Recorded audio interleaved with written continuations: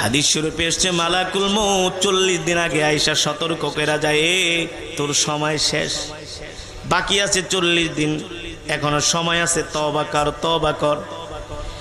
এমন করে একদিন কমে মালাকুল মউত কমতে কমতে যখন 3 দিন বাকি থাকে, কয়দিন? মালাকুল মউত সেই সময় দিনে 3 বার আছে, সকাল, দুপুর, রাত্রি।